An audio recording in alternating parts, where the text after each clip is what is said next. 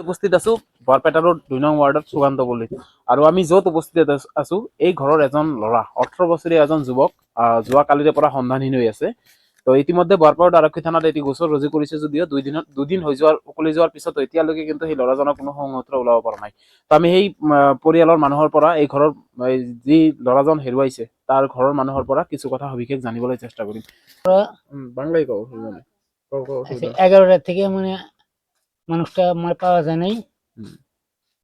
ওর নাম হলো পরিমল ভট্টাচার্য, ২ নম্বর ওয়ার্ডে সুকান্তপল্লী। আপনি কি অন্তার দেউতা আপনি তার দেউতা আৰু এই কিহৰ কাৰণে ওলাই গৈছিল ঘৰৰ পৰা কিবা জানে নেকি? নাই নাই রাগ করে নাই কিবা কামত গৈছিল নেকি? নাই কাম নাই এনেই গৈছিল?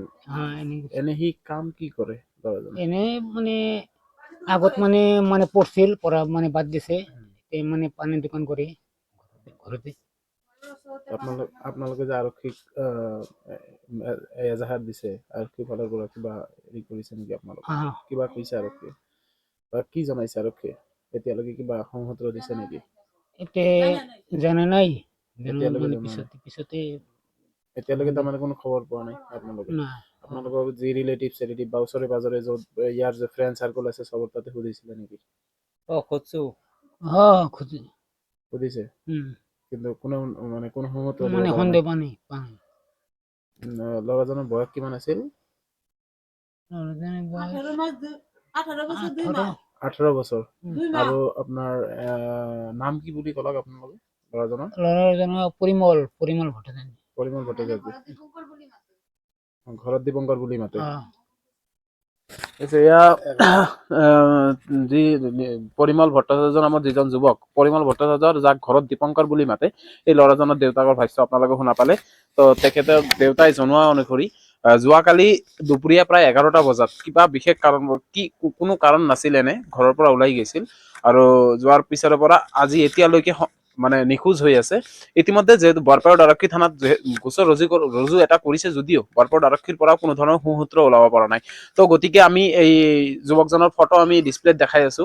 তো কোনো যদি হতাশয় ব্যক্তিয়ে এই ডিসপ্লেত দি থকা ফটোত থকা যুৱকজনক যদি কোনো ধৰণৰ কোনো সন্ধান পায় তেনেহলে আমি এটা ফোন নাম্বাৰ কৈ আছো আপোনালোকক, এই ফোন নাম্বাৰত যাতে আপোনালোকে জনাই দিয়ে। যিকোনো মানে এই ঘৰৰ পৰিয়ালৰ কাৰণে এইটো বহুত উপকৃত হ'ব। আমি ফোন নাম্বাৰটো আপোনালোকক কৈ আছো, ফোন নাম্বাৰত আপোনালোকে এইটো নাম্বাৰত আপোনালোকে যোগাযোগ কৰি জনাই দিব পাৰে। অন্যথা আমাৰ যিটো অসম ক্ৰান্তি যিটো পেজত যিটো নাম্বাৰ দিয়া আছে আপোনালোকে আমাৰ লগতো যোগাযোগ কৰিব পাৰে। আমি ঘৰৰ মানুহৰ পৰা আমি ফোন নাম্বাৰটো জানিবলৈ চেষ্টা কৰিম। ফোন নাম্বাৰটো ক'বচোন। 8474 877 আকৌ এবাৰ ক'ব। 8474 877 আপোনালোকে এইটো নাম্বাৰত যোগাযোগ কৰিব পাৰে। আৰু আমাৰ নাম্বাৰো পেজত দিয়া আছে। আমি তথাপি পুনৰ আপোনালোকক কৈ আছো 8638944800। আপোনালোকে এইটো নাম্বাৰত যোগাযোগ কৰিও যদি কোনো হতাশয় ব্যক্তিয়ে এই ফটো ডিসপ্লেত দি থকা যুৱকজনৰ কোনো ধৰণৰ সন্ধান পায় তেনেহলে আমাৰ লগত বা অথবা ঘৰৰ মানুহৰ পৰিয়ালৰ পৰা যিটো নাম্বাৰ দিছে এইটো নাম্বাৰত যোগাযোগ কৰিব পাৰে।